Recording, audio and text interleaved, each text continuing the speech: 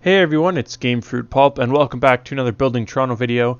Before we get started, I just wanted to let everybody know that I'm adding a new merch line to my store pretty soon. So be sure to check out the link to the merch store in the description to check out the existing products as well as the new products once they come out. Gamefruitpulp merch would be an awesome Christmas present for any of your friends that you know like my content. So like I said, link to that will be in the description down below. Today's Building Toronto video is going to work off of the style of last video.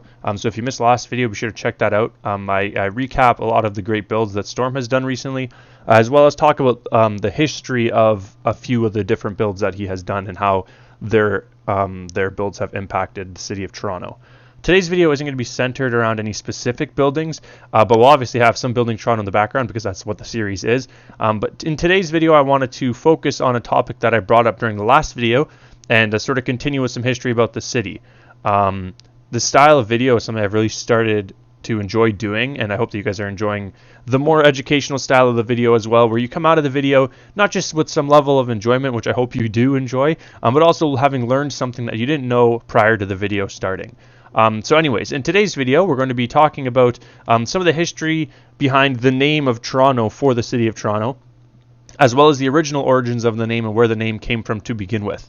A majority of the information that I'll be going over in this video is actually from the City of Toronto's website. They had a really helpful page on this, as well as some other sources. But the City of Toronto website I will link in the description because, like I said, it is where I got a majority of the content or of the information for the video.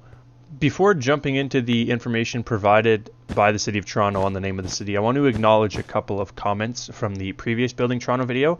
This is something that I plan on doing going forward as a way to not only bring forward really great information from some of the viewers of the channel, but also to reward you guys for leaving awesome comments. I think that me just liking or hearting or pinning a comment isn't really enough to sort of acknowledge that I really appreciate the comments that are coming from you guys. The series has been really successful on my channel, so I wanted to make sure that I give you all some recognition and thanks for the really great support. So going forward, I'm going to pick one or two comments from the last Building Toronto video and feature them before starting on the content of the newest Building Toronto video, whatever that content may be. So the first comment I want to bring up is from a user named, I'm going to try and say this, it's going to be wrong, I'm sorry, Jinwua. Again, I'm sorry I said your name wrong. Let me know how to say it correctly, because if you're going to leave more comments, I do want to make sure I get your name right.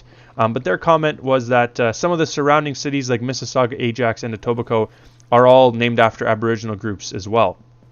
This is something that I knew going into the previous video, but I actually forgot to mention, so I was really glad that it was brought up by one of the viewers of the channel, because it is something that's pretty interesting to know. There are actually quite a few everyday things within the GTA, whether it be the names of cities themselves or little things like street names and that kind of stuff, that have direct roots in Aboriginal culture, and really no one knows about it. So it's something pretty interesting to sort of acknowledge and pay homage to the people that were here long before Canada was sort of settled and established. The second comment I want to bring to light is from a user named Saeed.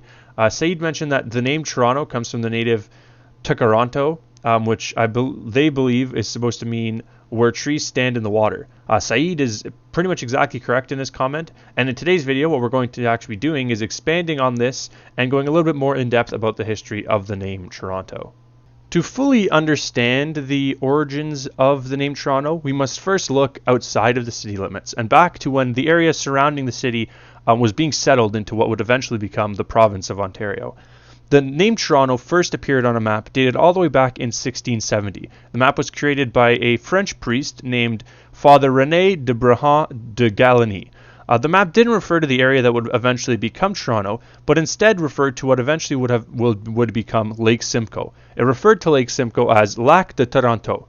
To imagine the spelling of the name, essentially think of the way a person from Quebec or a person speaking French would spell out Toronto the way they say it, which I find pretty amusing that this sort of pronunciation of the word Toronto it has been so different throughout time based on the sort of native tongue of the person speaking it.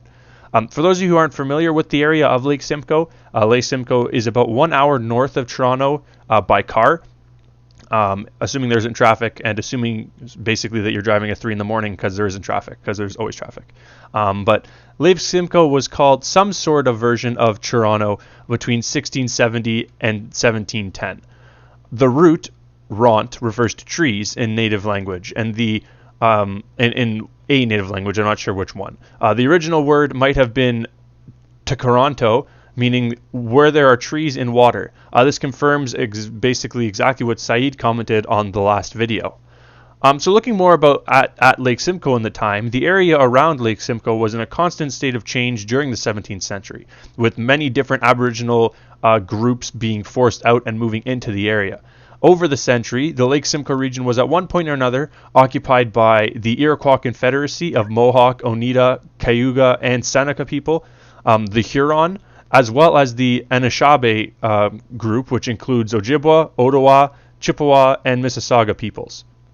So now that we fully understand the origin of the word and the name Toronto, one would have to wonder how the name ended up being used for Canada's largest city when it was originally purposed for a lake located about an hour north. This movement of the name is one that ultimately is the result of the inefficiencies of the times. Prior to the invention of the printing press, all written material had to be completed by hand, and as a result, written works were few and far between. This can be problematic when it comes to map making, as inconsistencies could go undetected for many years. This is exactly the case when it comes to the name Toronto. In the 1720s, Toronto became associated with a post by the mouth of the Humber River, the starting place for the carrying place, the canoe and portage route from Lake Ontario to the waters that flowed into the upper Great Lakes. Ultimately, the name Toronto took one final and important turn before becoming the name that we know it as today. The original definition of the word, where there are trees and water, does not really fit into the environment of the city, so once again we're left wondering, why did Toronto become the name used to represent our city? The name Toronto, as we know it today, was ultimately the accidental invention of Henry Scatting, one of the first settlers of the city.